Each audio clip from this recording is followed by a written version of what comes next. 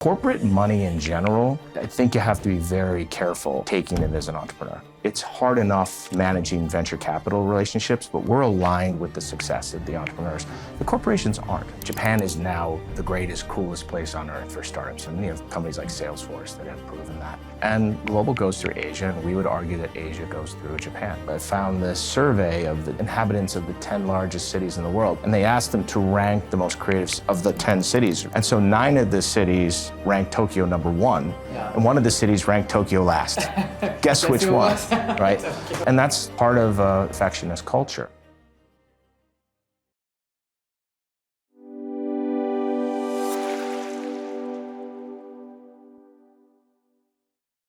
So Phil, we were supposed to do this online, but we're so happy to be able to catch you while you're in Japan. Thank you for joining us today. Yeah, you're welcome. It's good to be here live. Yeah, thank you.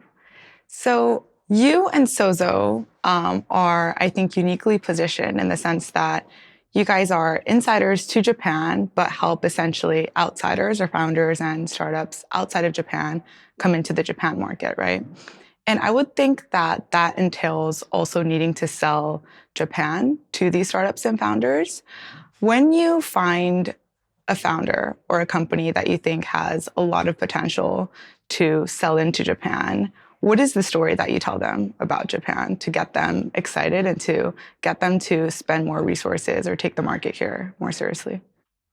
Sure. And if I could, I'd back up a little bit. And just structurally, the way we think about it is you got half of it absolutely right. It's selling the startup world into the resources and opportunities in Japan. But we sell just as much to our LPs and corporate partners of what's possible in the startup world, whether it's high-level trends or specific companies, specific introductions, whatever it may be. And the balance is we're selling in equal amounts all the time. Essentially like a bridge between. Yeah. When you meet a, let's say, US startup, they've thought of Japan as a market, but haven't taken it that seriously. But you guys see a lot of potential for them to come into Japan. What do you tell them? Because a lot of the times Japan is like a very black box to them, right? They don't really know what the opportunities that lie here are.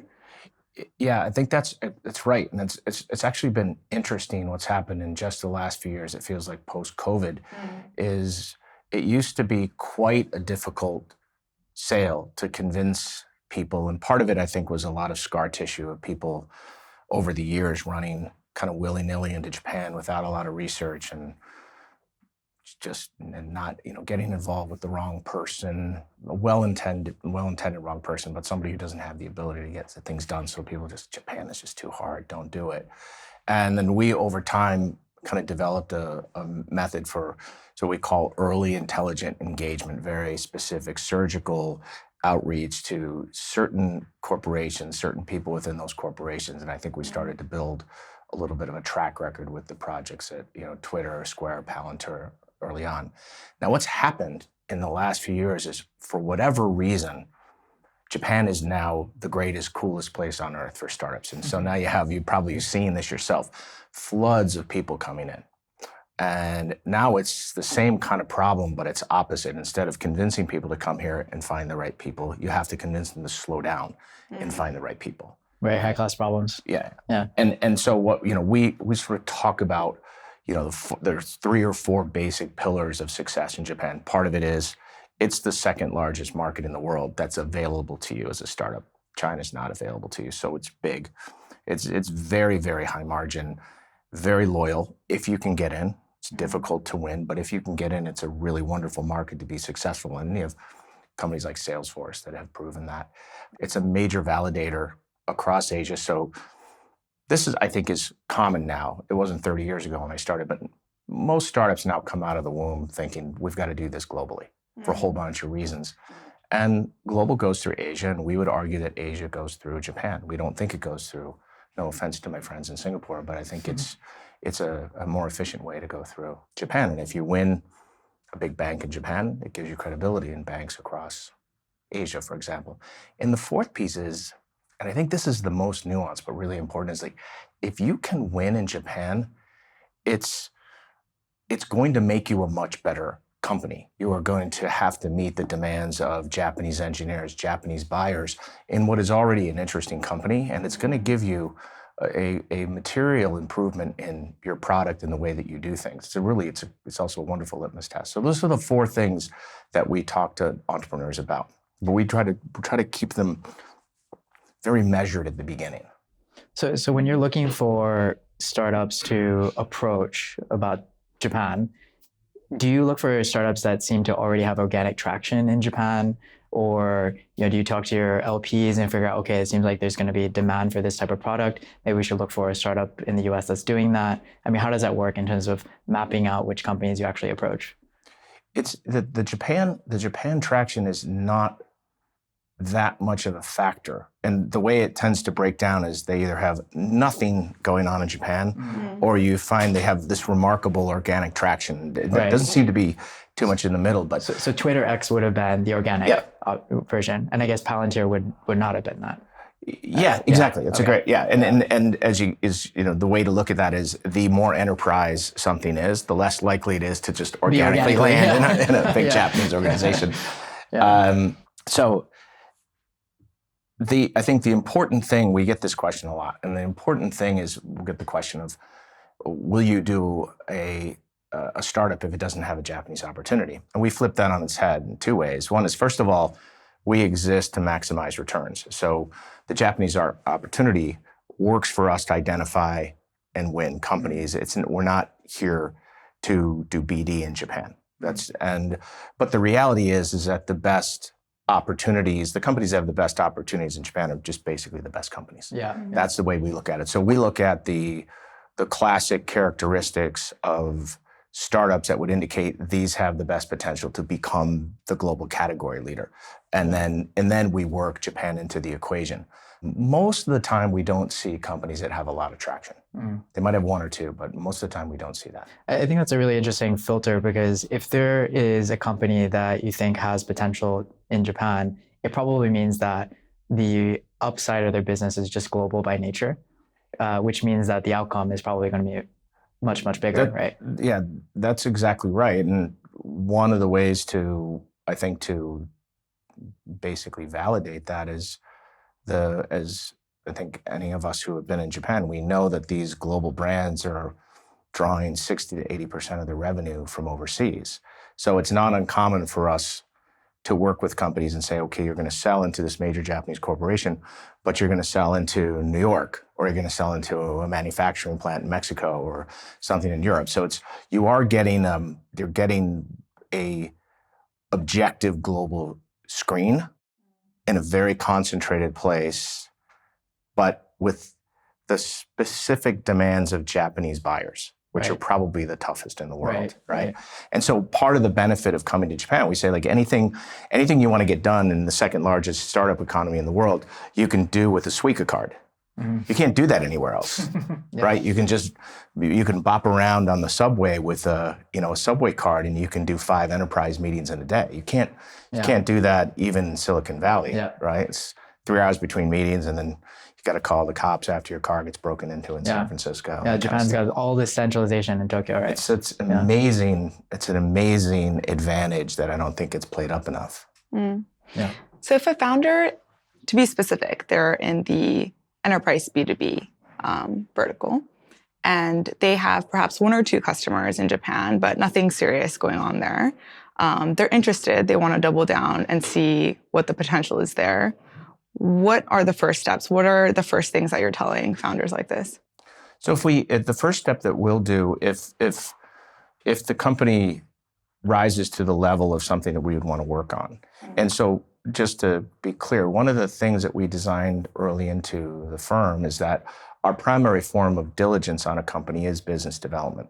So we're very selective in the companies we work with. If they come in the door, usually the characteristics of the company initially don't require a lot of diligence. We know the co-investors, we can see their domestic customers. So we don't have to dig in to validate them. So it's just easier to throw them up against our LP base. And so we'll develop, we call a market map, and it's a 25 page document where we go through high level forces, we go through potential partners, potential end users.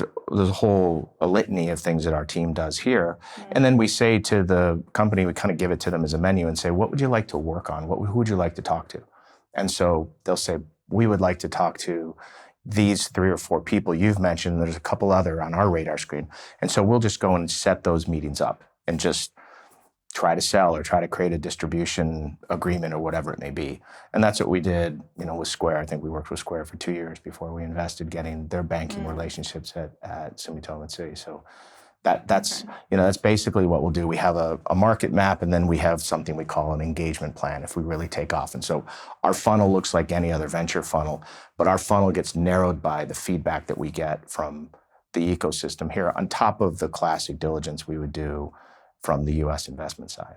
So to the extent that you can share, I'd love to hear actually like the specific case studies. Like you mentioned Square, I'd love to hear about Palantir, X, like they're all very different companies. Yeah. And so how did that work in terms of the initial engagement and then, what went on from there? Yeah, they'll come in, usually a company will enter our radar screen through 3 primary avenues. The most common is from the GP relationships we have, because while we will do some seed adjacent investing, we'll put small checks behind a very good seed investor. We don't lead seed deals. So we're oftentimes seeing things that have a little bit of traction or a little bit of indication that they can do something in Japan. Some more and more from entrepreneurs who've worked with us, and occasionally the LPs. Yeah. So, in the case of Coinbase, what was interesting was that came into us through one of our banking relationships, where there was a renegade member of the New York team on this large Japanese bank. It was Mitsubishi, and he really loved this company, and Coinbase really wanted to get this bank on the cap table. So Brian Armstrong, who is an epically genius founder, one of the best in the world. He part of the reason we did that investment was he was going sort of straight down the heart of the plate of regulatory engagement, working with the big banks, and sort of counterintuitively wanted to have a lot of banks on the cap table early in his existence, which you normally wouldn't recommend as a venture capitalist, but he wanted that validation. So it ended up being a long dance of about a year, and my partner Co did a lot of the heavy lifting here of how do we negotiate our way onto into the investment scheme and bring the bank along with us. So you figured out some kind of syndicate where, you would piggyback off of the investment from the bank. Yeah, and you get into these situations where you get up to a line, and this is an old enough story where I can, it's safe to tell it. But, public company now. You get up to the line and you're like, okay, everybody wants to do it, and then there's a pause, and the pushback from the bank is like, who are we going to work with? We don't, and then we went out and found a few of our LPs who said, we'll pilot this, and eventually we were able to get the bank to sign on, which to partner with them, and then we brought them in to the syndicate, and we co-invested along with that. So that's kind of an unusual way that we'll do it, but it happens once in a while. It's more common. A company I'm on the board of called Need, which is this novel cancer insurance company, got a call from the seed investor who's known for 30 years, and cancer insurance is big in Asia, bigger than anywhere else in the world, and kind of knew out of the gates that Asia was going to be a big play here. And so, we've spent that time supporting the entrepreneur who's a world-class oncologist across a comprehensive strategy in Japan, working with the major cancer centers, working with regulatory, exploring partnerships with insurance. And they've had tremendous traction in Korea. They're basically going to change the way cancer is diagnosed and staged, and therefore create these massive improvement in outcomes in Korea. And then there's a lot we can learn from that we're bringing to Japan. And what about Palantir? So Palantir came to us through one of the inside investors, through Founders Fund. Was introduced to us. And so they were already actively looking at Japan or hoping to explore that market, or was it just They were. You're talking about a very uniquely talented, group of innovators between, Alex and Peter Thiel. It was on their radar screen, and one of their key executives, grew up part of his life in Japan. So I think it was just kind of bubbling there. What do we do here? And because of the security alliance with Japan, I think it was probably on the radar screen, but I don't know. I don't know the answer to that.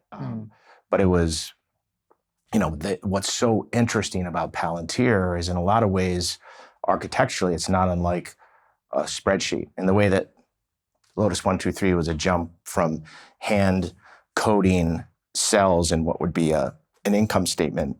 Palantir has that kind of efficiency in data science and data analysis. So it works for anything. And it has an incredibly wide array of applications, from advanced maintenance to security issues to, as you probably know, the story was the way we found Osama bin Laden. Have a feeling that might be used at Doge just a little bit right now. I'm feeling there might be some Palantir going on there. Who knows? That should scare people if there's anything they don't want to find out, because Palantir will find it. So that's how we found it, and then that just worked through. In that case, I think it was a more creative engagement with Japan, because there wasn't a Coinbase straight down the heart of the plate. We've got to have banking relationships, and we've got to work with regulatory. It was more comprehensive. So I heard a rumor that Sompo invested quite a bit of money in some round, and they had done pretty well on that investment. Are you able to elaborate on that particular story? Because it's a very interesting story. Right? I think it's publicly available, but you know what in the big joint venture that Sompo did, which is public, I think they put 175 million into the JV in Palantir Japan, which is going very well. In those occasions, when you have bold leadership, sometimes they'll say, on top of that, we think the stock is undervalued, and they made a material investment in the mezzanine round before the IPO. And I have no insight into what they've done with those shares, but it was if they held, they would have done extraordinarily well. Right. And finding the partnership with Sompo, you said that it wasn't like Coinbase where it was clear the type of partnership that they wanted. What was that decision-making process, and I guess to a certain degree, sourcing process for that partnership with them look like on your end? Yeah, and also for the listeners, Sompo is one of the biggest insurance companies in Japan. Casualty insurance. So I wouldn't have thought, okay, Sompo would be the partner for Palantir in Japan. It's totally. It's not the first thing that would come to mind. I mean, that wouldn't come up in the market map, that I created. Totally counterintuitive. Yeah. And so they were, one of the things that Japan is trying to solve, that almost all of the first world economies are trying to solve, is the kind of population collapse. And so that creates some pretty big needs down the road for managing the elderly. And so that's really where the origin of the idea came from. And, I think what's really interesting about when, I've been doing this for 30 years and, with hundreds and hundreds and hundreds of these cases, is at the end of the day, the people that drive the partnerships in Japan, the executives that drive the partnership in Japan, their behavior is far more similar to a venture capitalist than it is an executive. I don't think there is of course a financial analysis and a rational analysis, but I think oftentimes it's more of an intuitive and an emotional move. And at the time, Sompo was led by, a chairman who was very bold. And I think he had a vision, and he executed on that. I was in a session yesterday with a really brilliant venture capitalist, and he was talking about the crazy element of a really innovative idea. And he said, you have to be crazy to be innovative, but you also have to be right. Yeah, of course. And I thought that was really, that stuck with me. And for the sake of being contrarian is not. But if you're contrarian and you're wrong, you're lost in history. You're right? just some no one cares. So did you bring it to Sompo? How did that work? Or did Sompo already have that in there? I think it was more but in that case, we made the introduction at the general request of Palantir. Here are some of the groups that we'd like to work with. But I think one of the things that we do pretty well is we also make counterintuitive introductions. So in the case of Twitter, when we were looking at, or sorry, in the case of Square, when we were looking at distribution early on for their chips, there was a debate, should they go the Docomo route? And we really pushed for them to go the route of Lawson. And the logic is, back then, even 15 years ago, especially in small retail, you didn't see a lot of credit card infrastructure. And it was just a better distribution channel for small shops, that you're in the Docomo store once every 2 years to renew a contract, but you're in Lawson every day. And it just, we did an A/B test, and it was like a 50x throughput. Amazing. And so, but that is it's those of us who've lived in Japan and lived in the US, there are some things that are so fundamentally different that you just wouldn't know coming in Japan the first time. You wouldn't know 99% of Japanese commute by foot, and that there's these advanced convenience stores, 3 or 4 brands competing on every corner, and people are in there every day. And that's just not something, if you think about, I'm not going to drive down the street in America and pull into a 7-Eleven and do anything unless I really have to. Right. But it's not the case here. Right.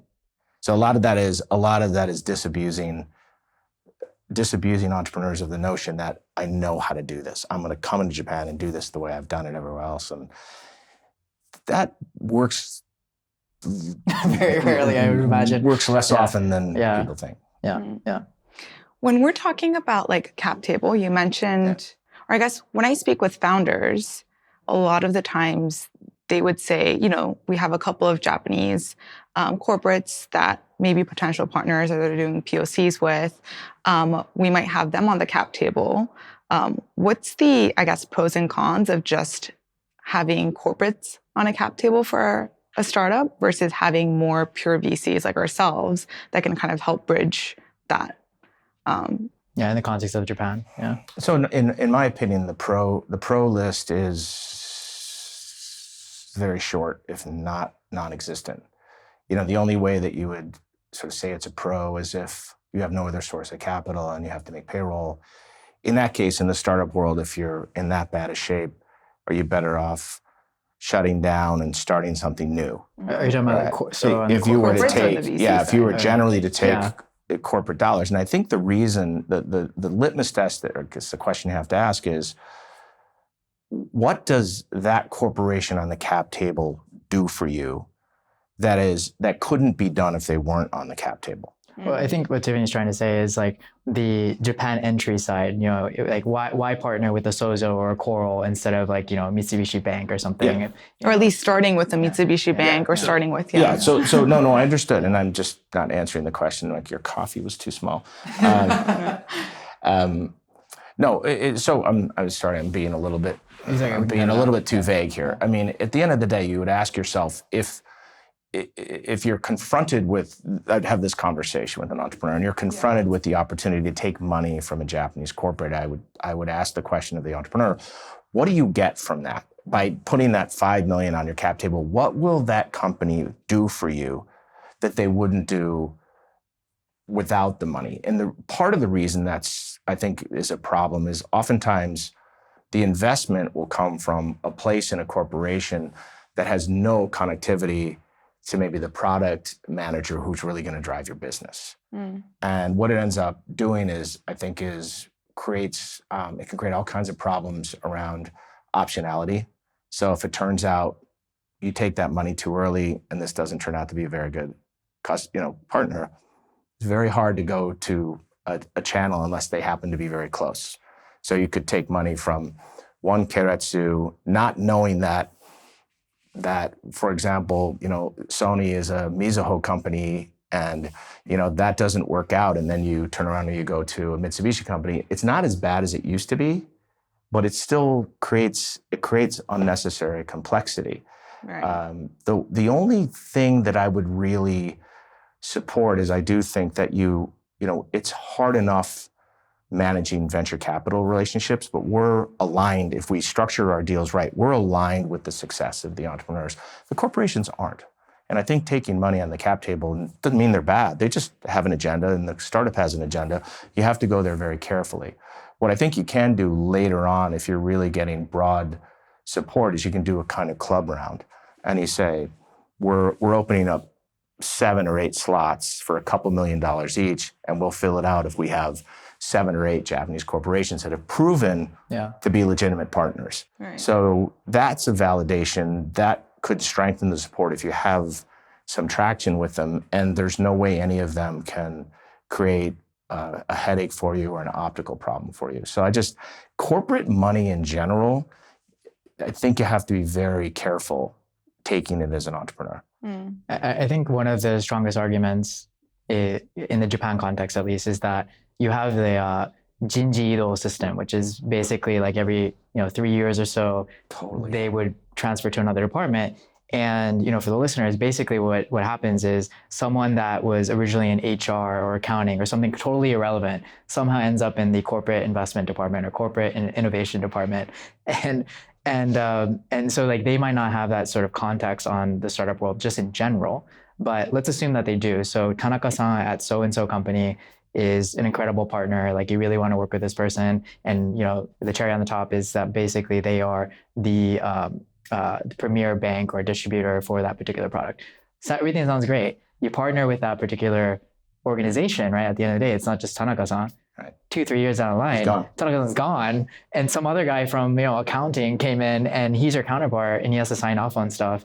And it usually regresses to the mean. If you've got an extraordinary partner, oftentimes they don't get replaced by another extraordinary partner just because there just aren't that many. Exactly. 100%. And those great partners end up being like more senior and maybe not as involved on the startup engagement side, right? So it's this dilemma where on the VC like GP side, right, as you said, like we have an obligation to our LPs to be around for 10, 20 years.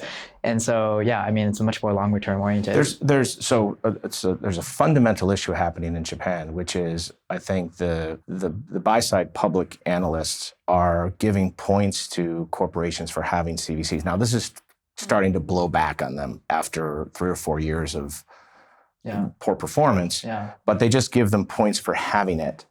But there's nothing else beyond that. So you have a CVC, oh, you're an innovative company. Now, the problem is that they think in the corporate world, venture capital is putting money to work. So they'll brag about, we did a deal, we did a deal, we did a deal. Quota, right? And it's like, that's not that hard to put money to work, where if you're in our world and you've managed to raise multiple funds, you understand that our business is about getting the money out. Yeah. Right? And so what happens is you get these people, they come in, they do a bunch of deals, they look good, their manager looks good, they rotate out, someone else comes in and they inherit whatever's there, or they shut it down. Adopted children, right? Yeah. So we just had a conversation, we had a session yesterday, and the other speaker, we both had the same slide and we didn't compare notes, but it was like, come into whatever you do in venture and innovation with a 15-year mind frame. It just takes 15 years. It's developmental biology. You cannot.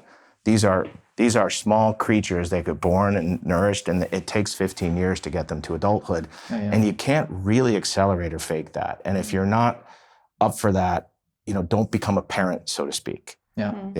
It can be like the fun uncle, drop in and drop out, but don't create any life unless you're willing to see it through. Right. And that's a very hard thing. It's part of a lot of what we do, and I'm sure you do the same, is just demystifying this business and de-romanticizing it. And I got that in the book that I wrote in October. Of some of the pushback was, this is too American, it's too hard.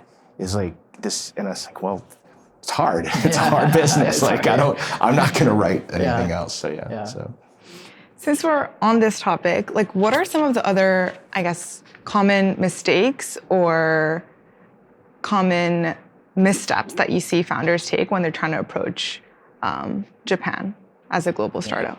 I don't think the formula is very complicated. I think they make the mistakes that any novice entrepreneur makes, right? Which is they fall in love with their idea or their product, and they don't listen as much as they should, or they don't research as much as they should. And what happens when entrepreneurs enter Japan is it is like moving back to childhood, but they don't realize it. And so they'll not listen, or they won't test properly. When they test, they don't pay attention to the feedback. Those What kind would of like a classic good things. test and a bad test from what you've experienced look like, as an example? It can be something as simple as how you might access a customer. And so you might be selling directly to customers in the US and it's going very well, and you want to get directly to customers in Japan, but you find out that actually there could be a kind of collective that's super influential, and that if you can win over the collective that represents a whole group of buyers, that is much more expedient. Right. But you might find an entrepreneur that's resistant to that. And they've eventually, the good ones wake up to it and they go, oh, I see what you're saying. So I'm speaking of a specific case, but I can't really go into more specifics than that. But that's just a common way. I think the bigger trap, and I'm sure you see this as well, is people don't understand how random the inside operations of a Japanese corporation are. In some ways they're very buttoned down, but there's a lot of freedom of motion, especially when you'll have like venture is a hot space. You get points for doing something in venture, and you'll see a bucho, a general manager who has a lot of power and a lot of connection to the board and is kind of directing their innovation work. But then his rival inside the corporation, who is maybe lost a lot of power, will still go, there's a lot of monkey see, monkey do, will still say, I'm going to do what that person's doing because that's what's getting him ahead. Then those underlings go out and they try to do venture, they try to do some innovative project, and I think they have the best of intention. And they want to make something happen, and they build these relationships with entrepreneurs, and they see how hard they work. But the entrepreneurs don't know that there's no way this person can ever get this done. They have no clout, they have no budget, and they'll be in that space for a year and a half, 2 years before they realize, oh, I've wasted all this time. So we see the same thing, and this goes back to the selling in both directions. The very, very common thing we see in our corporate partners is the things they get involved with or the people they get involved with. A lot of times we're just like, oh my gosh, what were you thinking? Why didn't you call us? We could have helped you. Right. We don't necessarily know always what the right answer is, but it's really easy to know what the wrong answer is. So that I think is the most common problem, is these two communities kind of engage, is they don't know how to find those few people who actually can get things done. And that's very difficult to do without a partner, right? I mean, if you don't have feet on the ground, if you don't know the market dynamics, you don't know the organization dynamics, it's very difficult to navigate. Would you climb Everest without an experienced team of Sherpas? Exactly. You're gonna die. Right. You will die, right? So one thing that I've heard you mention in the past that I thought was very interesting observation is being careful about who you partner with in Japan, simply because there are political dynamics at play. There are rivalries that you need to be conscious of. One factor would be, okay, these are the mega banks, and you need to be careful which one you partner with, because if you partner with one, you're probably not going to be able to partner with another one. And then another dynamic would be like what tier of company they are, like their brand value within the market. And a lot of these Japanese companies, they have innovation departments, and they have, some young buck that's like reaching out to all these startups. And, from a entrepreneur's perspective, being in the United States, might have no idea, who Mitsukoshi is, for example. Right. And might think, oh, great, like I can partner with this department store, not knowing the implications of that and how many doors that might close simply by partnering with that particular company. So love for you to like elaborate on that, because I just thought that was so insightful. Well, as we talked earlier, the first thing we do for entrepreneurs is what we call a market map. Mm-hmm. So before you go anywhere, I'm one of those people, I like to look at maps and understand, where things are positioned. And so the market map is getting into things like keiretsu and keiretsu behavior. So it's just very common. Somebody will be, in a conversation with a company that's tight to Mizuho Bank, and then they'll turn around and have a conversation right after that with Mitsubishi Trading Company, and they'll talk about it openly. It's not bad. It's not going to hurt you, but you need to know that that's not what they might want to hear. Right. You just need to know those sort of basic things, I think, are they happen all the time. And yeah, understanding that you might actually be talking to companies, like you might talk to Sompo and you might talk to Tokyo Marine, and you might not make the connection of, how strong those two companies are and how much they compete with each other. They happen both be LPs of ours. And so we work with them, but that's, that you need to be aware of how the dynamics play out. Your other question, I think, is very interesting. It's very common, I think, for startups to say,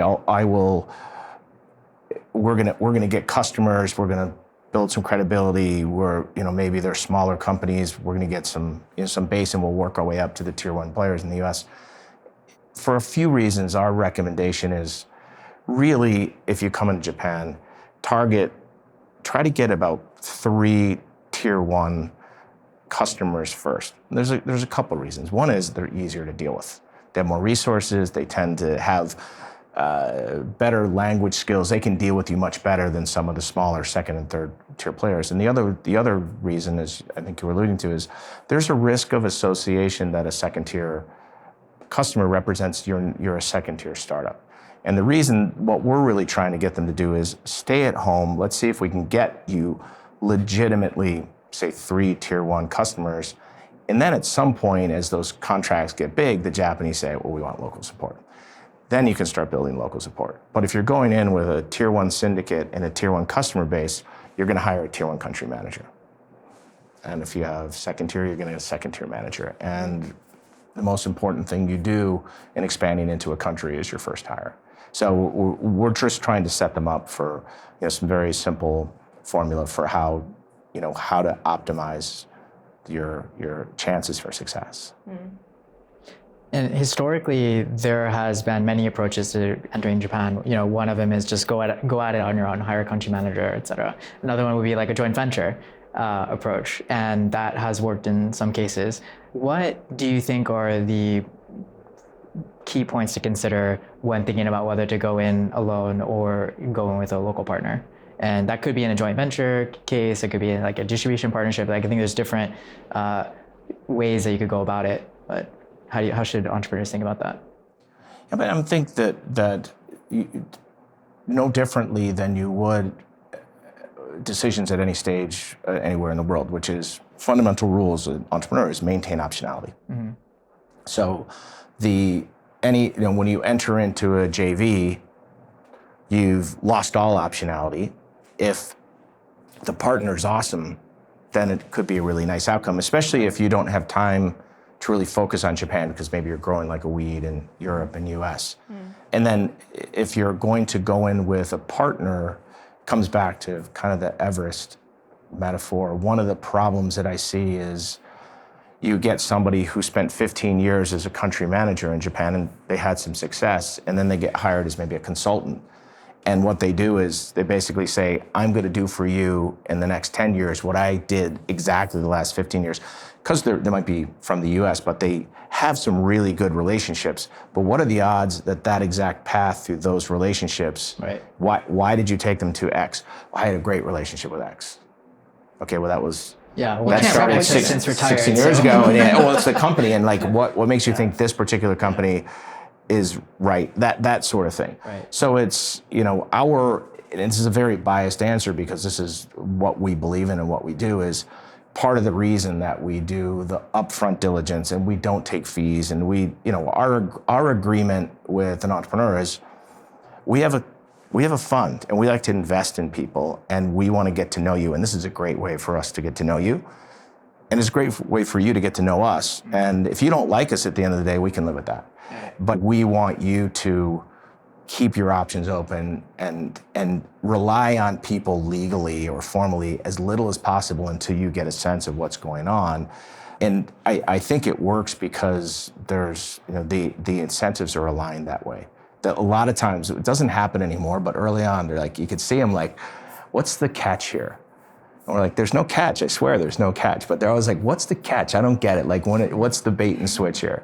But we're like, no, this is just a great, it's when you look at the distribution of outcomes, and everybody's seen the power law curves, it's, we talk about this a lot with, Coinbase and others. It probably cost us a few $100,000 in fees, if we charged Coinbase for what Ko did for 9 or 10 months, we probably could have charged them $500,000, but the return was over $1 billion, so we don't care. Yeah. Right. Yeah. And that was the theory. And again, it's the crazy thing. In that case, at least we've been right a couple times.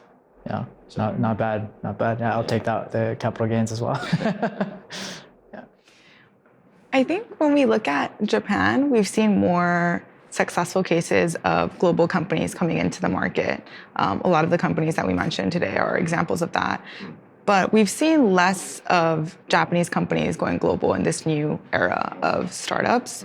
What do you think the main reasons behind that is? Like, what do you think is missing in Japan's ecosystem or in Japanese startup right now?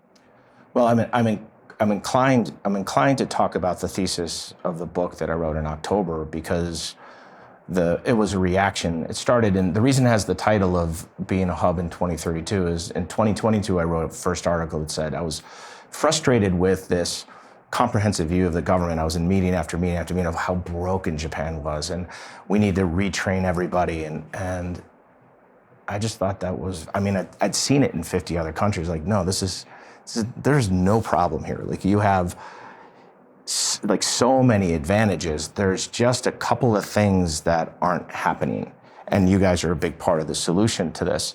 And so are some of my other young friends who are doing cool funds here. But I think that, at the end of the day, you've got evidence in Japan that there's an abundance of creative, imaginative, bold minds. All you have to do is look at anything in the creative space, from architecture to fashion to literature to film. Like, you've got thought leaders. The Japanese are very, very imaginative and creative, and you've got great industry.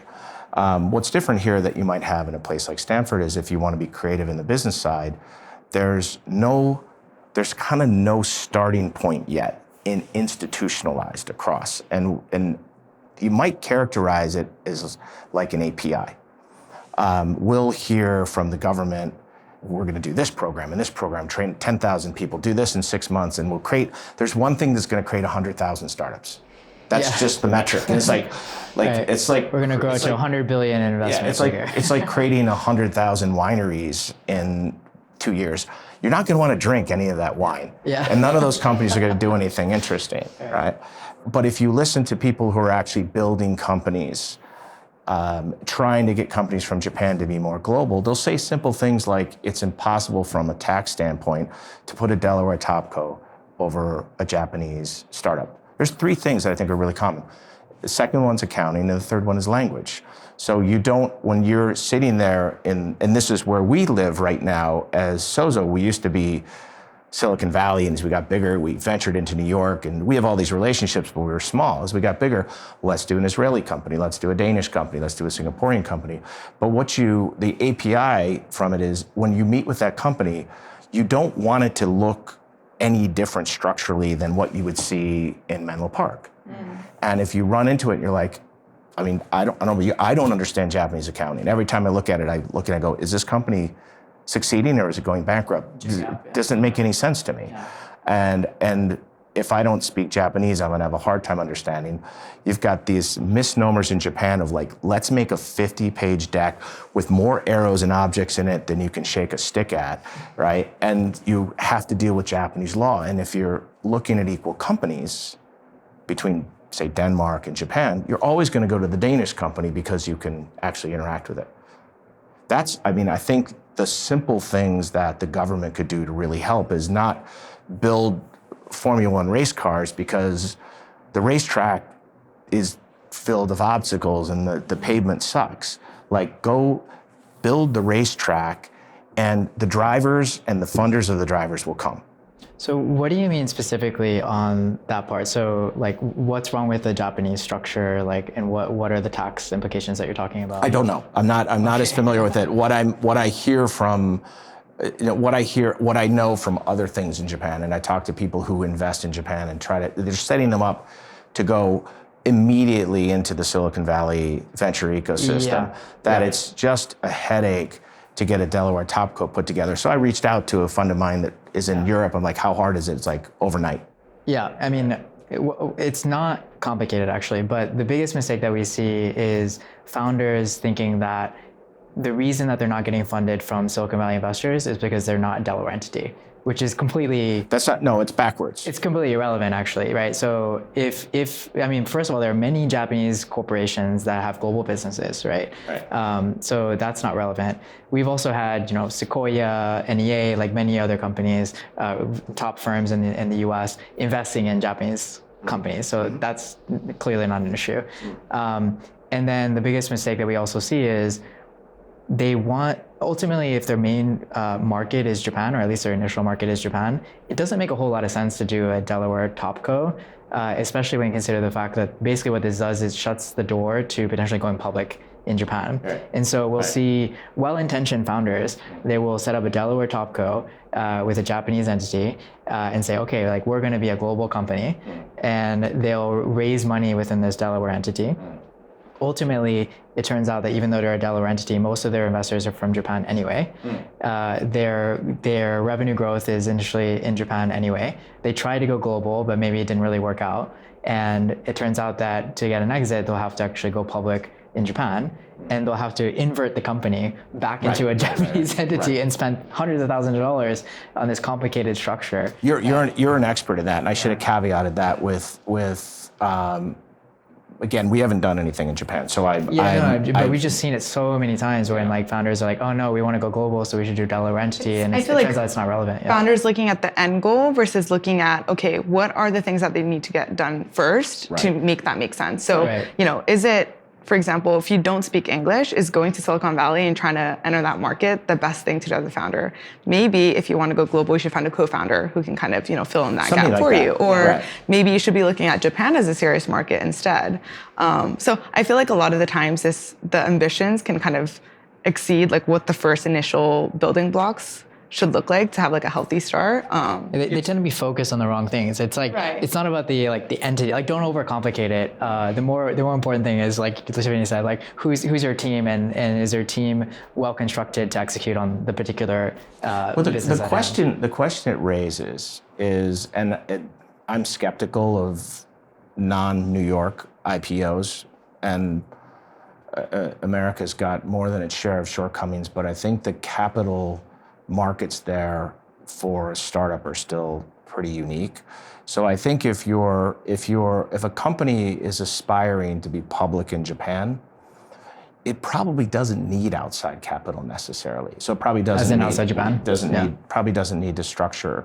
Now I don't know what the multiple track record is for IPOs in Japan. You might have. I don't have any experience with it. But I don't think they're astonishing from what I've looked structurally at what happens. So when if we were looking at a company in Japan and they needed to go slow enough to figure stuff out before they wanted to go to Delaware, we just wouldn't look at them because they wouldn't compete with everything else in our pipeline. So part of this, and this is the case, you can see this in almost any ecosystem, but I think Japan has this weird dynamic in that it's so sophisticated in so many ways, but the ecosystem here looks like the ecosystem did in Berlin 15 years ago. The patterns are so fascinating how similar they are. So I think it's, and I don't want to oversimplify it, but I do, I think that the other thing that's very interesting about Japan, and professionals like you and even my own daughters are representative of this, is like, there's this tendency in the media and in government to want to wall off a country and go, okay, well, we need a Japanese startup. It's like, well, what does that mean? Does that mean it's going to be 4 Japanese people funded by Japanese venture, partnered with Japanese, and then suddenly goes public in the IPO? No, what it's going to look like is probably what a lot of your stuff and our stuff looks like is, if you look at the successes that come out of, look at Skype, like 7 countries claim Skype. Because the founders come from all these different places, and it was in Estonia, and it was in Sweden, it was London. Like, what is it? Who cares, right? At the end of the day, what you're trying to do is create inspiration and pathways for those few people in Japan that are really wired to be innovators. You want to create pathways for them to be the innovators they want to be. That's all you're really trying to do. You're not trying to convert a whole country. Even if you look at, so one that came out of Sweden, you look at Spotify, there's like 2-3 crazy people at Spotify of the 10,000. Everybody else is just really good professionals doing a job, right? Yeah. And you're a crazy innovator, and I have a few other, I know, like you, who are really doing this breakthrough stuff in Japan, but you're going to build an ecosystem underneath you. You don't need don't want a lot of crazy people in your organization. You only need 1 or 2. Right. So that's really what it's getting at. And so it again, I think the Delaware thing is more of a euphemism for where do you want to go with this company, this startup, and what are the things that you need to do? And we went through this. We don't invest in European companies that don't have topcos. And I don't know that it's like we know what we're talking about. I don't know if we're not legal experts. It's just the way it gets done. No, I actually think, so in the Europe context, to me that makes sense because the public markets, where would you go public? I suppose you could do it in London, but at least in Japan, you have one of the largest exchanges in the world. So there is that path. So again, not overcomplicating it, but going back to, companies in other countries going global. And in this context, it would be Japanese companies that have a global ambition. One thing that we're always asking is why would the global player in this space come from Japan? There's got to be a why Japan specific angle. Are they utilizing some sort of fundamental strength in Japan to compete globally? Or I would say the team and the product needs to be number one globally, or the potential to be number one globally. There's got to be idiosyncratic elements there. So going back to Sweden, so Spotify, Pirate Bay started there, and so there was a real context that Shazam kind of came out of there. Did it come out of there too? So, yeah, right. There's right, which is super interesting. You have this history of the music industry going through this renaissance for some reason in Sweden. And so there's that backdrop that's very specific to Sweden in that particular time. And then in Japan, you might have robotics, and you have aging workforce, and you want to increase productivity. And then if it's on the content side, then you have gaming, and you have manga and all sorts of other IP. And so there's got to be some fundamental reason that a Japanese company starting from Japan is going to dominate the global market. And without that, we're very skeptical of, for example, global SaaS companies coming out of Japan, unless there's some very clear idiosyncratic reason for that company to exist. It's super interesting. I'd step back and say, first of all, the reason it would come out of Japan is because, and again, this is our bias, is that some younger innovator, or 2 or 3 young innovators, were unleashed to be themselves. And then when you get into that tribe and you know how this works, it's the people that do what we do we're very tribal together. We can talk I don't know how but if you go to your family members and I tried to explain for 40 years to my dad, who's a mathematician, he could never understand what I did. I think when my mother died when she was 96, she said to my sister, she goes, "Do you think your little brother will ever get a real job?" People don't understand it. So we have this kind of space where I think there's a tribe. And the only thing that separates us is different colored passports. But I don't think we have nearly as much in common as our fellow countrymen. So I think that's the first thing that happens. Here's what I think is very interesting about Japan is the culture. Japan could be successful by globalizing something that just naturally occurs in this economy that doesn't occur in others.